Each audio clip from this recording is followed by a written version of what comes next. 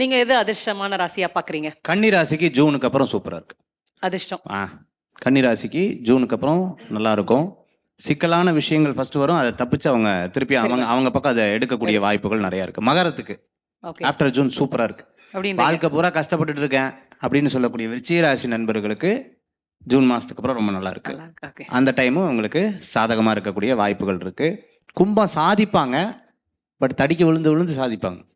அதே மாதிரி மீனராசிக்கு அடுத்த வருஷம், அதாவது எண்ட் ஆஃப் த டிசம்பர் அந்த மாதிரி சமயத்தில், நவம்பர் டிசம்பரில் மீனராசிக்கு சாதகமாக இருக்கக்கூடிய வாய்ப்புகள். சரி, காசு யாருக்கு வரும்? காசு தானே முக்கியம்.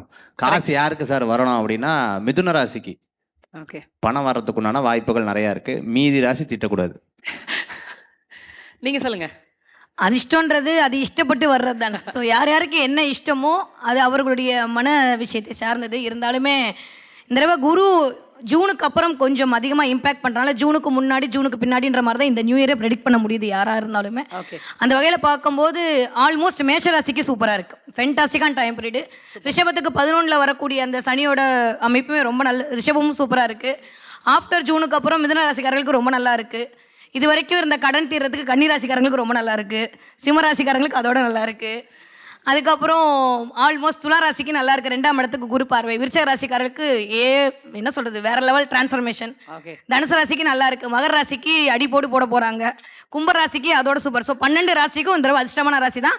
ஏன்னா குரு 4ஆம் இடத்துல உட்காந்து சூப்பராக இயக்குறாரு எல்லாருமே. 12 ராசியும் சூப்பராக இருக்க போகுது.